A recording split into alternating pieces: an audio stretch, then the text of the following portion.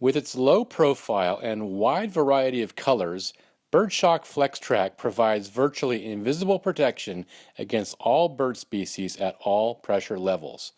And, due to the harmless yet memorable electric shock that birds feel when they step on it, it's often possible to protect a wide ledge with just one row, saving material and labor costs. After all, as the saying goes, birds know like zap. Birdshock is very easy to install but does require some basic electric ability. There are two braided conductors attached onto the top of the track. They carry the high voltage, low amperage current. One is the hot lead. This conductor carries current from the charger out to the system. The other conductor is the ground. When a bird stands on the track, the circuit is completed. The current passes through the bird and into the ground, and the shock is delivered. This convenient setup allows an installer to run track in any configuration without keeping track of the positive and negative. It only matters that the two never come in contact with each other. The track's base insulates the conductors from the building itself. The Birdshock system consists of four basic components. The track, which comes in 50-foot lengths and 5 different colors. A charger, which can be powered by a solar panel or household current.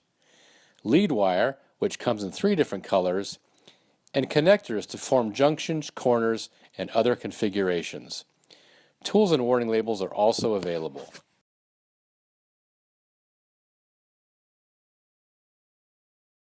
There are a few basic guidelines with respect to placement that should be followed for an effective installation. In light to medium pressure situations on a one-sided ledge, a ledge with a back wall, one row along the outer edge will generally protect the surface. As birds land on the edge, they receive the shock and immediately leave. For smaller birds like sparrows, or for heavier pressure, more rows may be required. In protected areas, such as the inside of sign lettering, it may be necessary to install 3 or more rows to deter aggressively nesting birds. Birdshock track is generally shipped in a box with 4 rolls, each 50 feet, and a bag of pads and connectors that will be demonstrated later in this video. It is advisable to sketch out the building configuration and plan where the Birdshock will be installed. Once the track layout is arranged, determine the best position for the charger unit. The charger should be placed as close to the track as possible. The 120-volt charger should be installed out of direct weather and plugged into a protected receptacle. The solar power version should be mounted in a position that gets at least 6 hours of sunlight per day, generally with the panel facing south. Keep in mind the total linear capacity of the layout must not exceed that of the particular charger and must include all lead wiring. Larger systems may require multiple chargers on separate circuits. The solar charger contains a small battery inside that is charged by the solar panel. This is how the system can run overnight and on cloudy days. Bird Barrier's chargers vary in power for small and large jobs. Bird Barrier's catalog and website outline the linear feet of the track and lead wire that can be run per charger.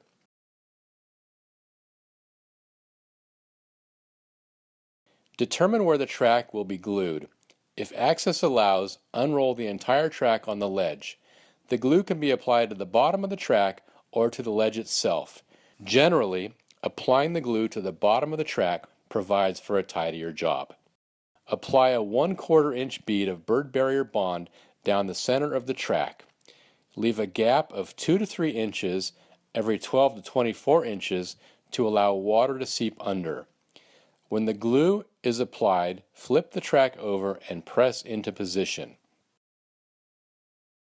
When properly applied, the glue should spread out to the edge of the track so all of the track is glued to the surface. If the track is to be applied on an angled surface that could collect water, anti-damming pads should be installed under the track before it is glued down. These pads raise the track up slightly to allow water to flow easily out. Place them about every 12 inches. Apply the glue to the bottom of the track. Leave a gap on either side of the pad for the water flow. Flip and press onto the ledge as previously described. The straight quick connectors should be used to join 2 ends of a track in a straight line. Apply a dab of bird barrier bond to the bottom of the connector and press into place. Next, lay two ends of the track inside the bottom plate, making sure the tracks meet in the middle. Make sure there are no strands straying in the direction of the other conductor. This could cause a short. Place the connector's top in position and press firmly to snap into place. There are 4 latching tabs on the straight connector. Make sure that all 4 tabs snap towards the center of the connector for a secure hold. If you're not attaching a lead wire to the connector, the tabs can be bent away from each other for a flush look. The corner quick connectors are a fast and easy way to make a 90-degree corner. As with the straight connector, start by gluing the base plate into position. Place the track ends into the connector, making sure the track runs all the way to the stopper on the base. The top plate has a small tab that fits into a slot on the base. Insert the tab into the slot, then press down firmly to lock the top plate into place. Again, there are 4 tabs that should snap in to indicate a secure hold. The new T-connection quick connectors make perpendicular intersections a snap. Simply place the T-connector in position along the main line, then slide the intersecting piece of track into the base until it reaches the stop tab. Insert the tabs on the lid into the slots on the base plate just like with the quick corner connector. Press the lid down firmly into the base to lock it in place. There are 4 locking tabs, so make sure all are in place for a secure hold and maximum conductivity. Cut the breakaway tabs between the main section and the perpendicular segment, and you have an angled intersection perfect for maintaining a low profile following the contours of roof ridges or similar applications. It is often necessary to jump power from one track to another running in the same direction or down the side of a building to a sign or a lower ledge. As with the T, install 2 straight quick connectors and connect them to one another.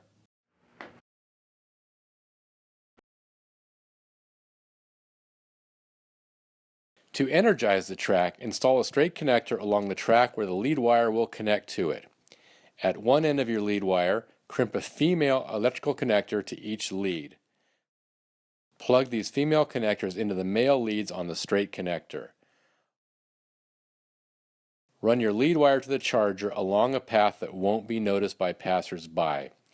Lead wire guides are available for a cleaner, more professional finish. At the charger end, crimp 2 loop connectors included with the track onto the lead wire and attach those loops onto the charger's terminals. It is acceptable to connect multiple lead wires to the charger, but that should be limited to 2 or 3. As long as the total length of all tracks does not exceed the length recommended for your charger, this will be fine. The FlexTrack digital tester features 2 differently shaped test leads that help prevent errors from reverse polarity. The hot lead is affixed directly to the top of the tester and utilizes 2 prong-shaped leads. Touch either of these leads to the hot conductor when testing voltage on the track. The ground lead is a long brass spike attached to the tester by a wire. Touch the spike to the ground conductor. As you can see, reversing the test leads can create an error of several kilovolts, so be sure to follow the track from the charger carefully. If you are away from the charger and cannot definitively tell the polarity of the conductor, test the track on both sides and trust the higher reading as the correct voltage output. Before connecting the charger to the track, test the charger with the digital voltage tester. If it shows the appropriate power, proceed to connecting the track. It is wise to test the power after every 2 or 3 connections. This way, if there is a bad connection or a short, it will be easy to troubleshoot. You will notice a slight decrease in power after each track is connected. Connections can be made with standard male-female crimp connectors that are included in each box of track. These are more time-consuming and are not as reliable as the quick connectors, which are sold separately. To utilize these, cut about 1 inch of the thread under the braided connectors with a sharp knife or blade. Twist the braid into a wire, insert inside the connector, and crimp. Slide the male and female parts together to make the connection. This technique can be used for both straight and corner connections of many different angles. The bird shock can deliver a startling shock to an unsuspecting person. Place warning signs regularly to warn people about the system. Even when the color matches well, lead-out wire can be a visual annoyance if it is run in the shortest distance. By running the wire along corners or other built-in features, the wire can be installed in such a way as to not be an eyesore. The wire can be secured with wire guides or even glue depending on the building features. Bend a piece of 1-inch metal into the shape of an S to hang a roll of bird shock on the building or railing of a lift. Bird barrier carries several different chargers to power the track based on the length, but due to a variety of factors, including track length, number of connections, humidity, and building features, a large charger may deliver too much power to the track. When that happens, power can arc from positive to negative, especially when the track is wet from dew or rain. This can result in a snapping sound. Bird barrier's more powerful chargers come with resistors that can be used to lower the voltage and eliminate the arcing. The resistors are installed on the chargers between the positive and negative terminals on the charger. Then the wires are connected as previously described. The 2000 ohm resistor will reduce the power the most. Bird barrier offers a cellular monitor that will detect voltage fluctuations or loss and notify you by text message or email. It runs on a battery with a solar charger. It is connected either to the track or the charger. The monitor requires a SIM card and a data plan to send out the data.